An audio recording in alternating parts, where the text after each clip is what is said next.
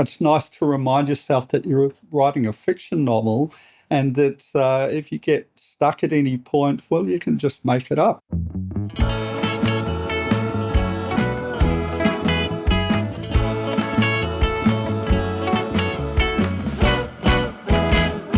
Hi, I'm Geoff Parkes. I live in St Kilda. I'm the author of When the Deep Dark Bush Swallows You Whole, and that's published by Penguin Random House, and it's available now.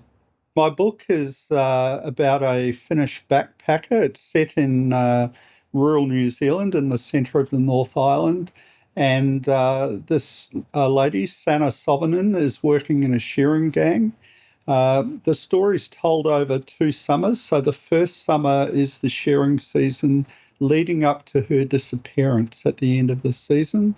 And then the second timeline is a year later. And in that summer shearing season, her sister Amelia travels from Finland to try and find out what happened. And she teams up with a guy called Ryan Bradley, who was working in the shearing gang with Sanna and was having a secret relationship with her. And together they're not happy that the police seem to have gone a bit cold. And so they gradually try to work out what happened. The setting was quite a deliberate and conscious act. So, there's an old saying that people say you should write what you know. I come from the area that the book's set in. I did work in a shearing gang to fund my university studies. So I always had in the back of my mind that that would be a great setting for a novel, to write about my own region and some of those aspects. The other thing is that it's set in the 1980s, the early 1980s, and that was an era that I was particularly keen to write about as well. So with that being the main driver, I also wanted to blend in a crime plot. Rural noir is still a very popular genre, but I felt that my book offers a point of difference because it is set in New Zealand. The landscape's different, the culture's a little bit different, and so hopefully those are the things that people find attractive in the book. This is my first fiction novel. I've had 2 non-fiction books published. Among other things, a sports writer, and I've had 2 books published on rugby. I've found the contrast between writing non-fiction and fiction to be fascinating. Very different demands when it comes to accuracy and fact checking and all of the grind that it entails for non-fiction writing. And it was very liberating to sit down and write this crime novel and be able to just take it in whatever direction I felt it needed to go. And certainly things have to be authentic and researched and correct. But for the most part, it's nice to remind yourself that you're writing a fiction novel and that if you get stuck at any point, well, you can just make it up. I felt that's a real contrast. I'm still going to write more non-fiction and I'm still going to write more fiction. But the difference between the two is really quite something. I always had in the back of my mind that I wanted to write a fiction novel. The story's been sort of stewing around there for a few years, and it really was a matter of finding the right time to do it. And once I started, it all came together reasonably quickly. The drive's been there for a while, and I think a lot of writers. That's a similar thing. It's not always about, um, you know, just grabbing hold of an idea and charging into it. The timing has to be right with respect to where you are in your life and your family and your employment and all that sort of thing. Because writing a 90,000 word book it's quite a selfish undertaking to some degree. It's a big undertaking, so you need to have things in your life that are, you know, out of the way or ready to enable you to do it justice.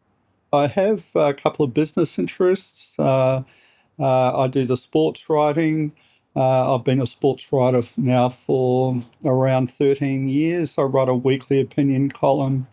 I am busy with my work. So it's a matter of finding time and allocating time. So my writing time, I know everybody's different, but my writing time is in the evenings, after dinner, after things have settled down. And I get a couple of quiet hours or 2.5 quiet hours before I go to bed. And then it's just a matter of maintaining the discipline to do that every night if I can. And maybe that means I'm not such a social person as I used to be. I certainly don't watch as much TV as I used to be. But I find that, if you want to do it and you need to do it, then you find time for it.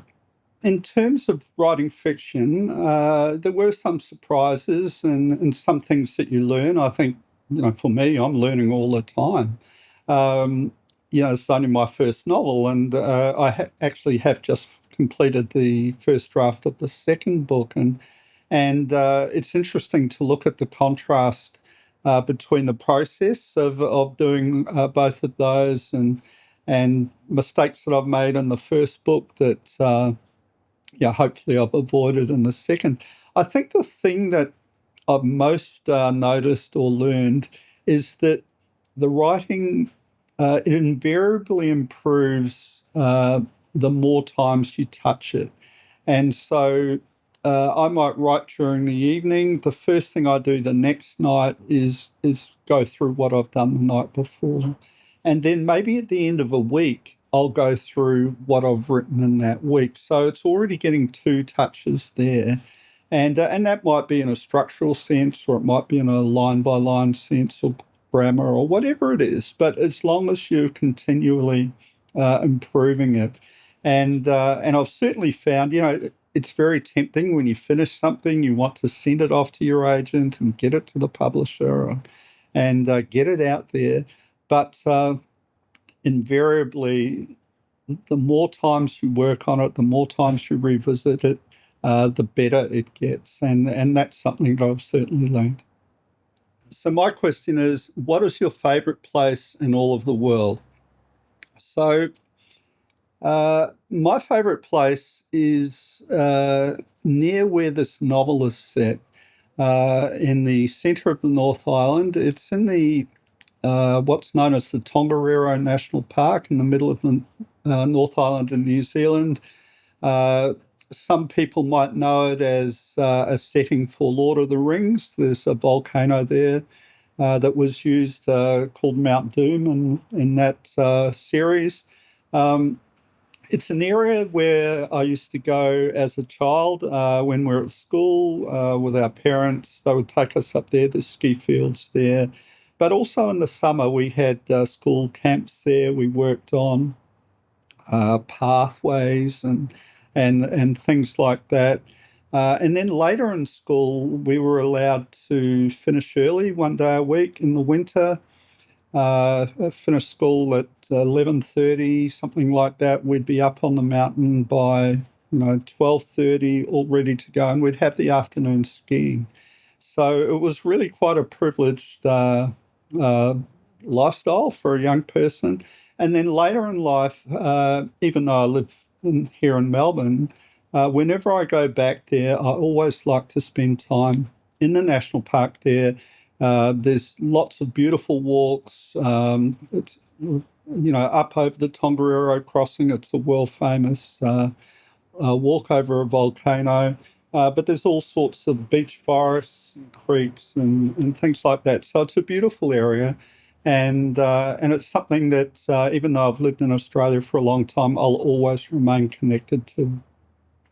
When I think about what the role of a writer is, I think it depends on the context. So, for example, my book's published by a Big Five publisher.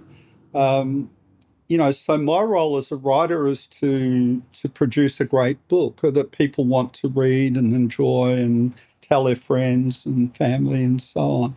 Um, uh, but you do realise that writing's a commercial activity, and there's lots of people that rely on you and all the other writers to make a living, and that's people in the publishing industry, bookshops, obviously, and everything that goes with that, warehousing, whatever it is. So you do realise that you're just part of a whole ecosystem, if you like. And so I guess there's a responsibility that comes with that. And I don't want to, make writing sound unromantic, because it is very romantic. And and when you are writing, you're not thinking about any of that sort of thing. But at other times, when your book's out and you're having events and you're speaking in various guises, you do realise that it's more than just about the process of writing. It's about being part of this in this wonderful industry. People in the publishing world and connected to writing and retailing. There's lots of wonderful people, other writers, very supportive. So yeah, it's lovely to be part of that. Well, it won't be a surprise, but in terms of what I read, I do read a lot of non-fiction, and probably way more than I should for a fiction writer. But yeah, invariably I'll fall back on what I immediately find interesting, which is just like anybody. So I read a lot of geopolitical books and business type books and things like that, and always have. And I just find them fascinating, and how the world works in a political and commercial sense, and sociological sense. So that's probably my number one.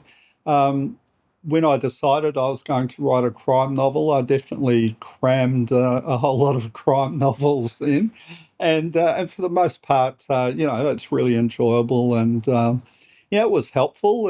In a way, it sort of taught me a lot of things that I needed to do about the genre. But it also, I think, informed me about things that I didn't want to do, because I wanted to have my own voice and not, be so beholden to patterns and systems that, that would make it hard to differentiate my book or my writing from others. So, yeah, they're probably the two main ones, but I'm happy to read literature as well. And if somebody recommends a good book to me, well, sure, I enjoy reading that. And in terms of my first influence as a reader, uh, we were lucky at school. We were given plenty of great books to read, and classics and things like that. So what I remember definitely making an impression on me was George Orwell, and I remember reading both Animal Farm and 1984 when I was at school. And what that taught me is that something that's obvious to us now, but as a teenager wasn't, because you're still learning. But what it taught me is that you could write something that on the surface was about something, but was really about something else. And so yeah, George Orwell was a profound influence on me because of that.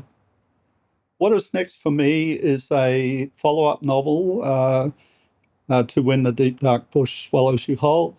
Uh, it is set in the same location in the King Country in New Zealand, 10 years after the first novel. So it is a standalone novel. It's not part of a series, and it's certainly not a strict sequel. There's a couple of characters that are returning that are 10 years older. So the idea behind that is that I still feel like there's another one or two stories in there, and I wanted to do that.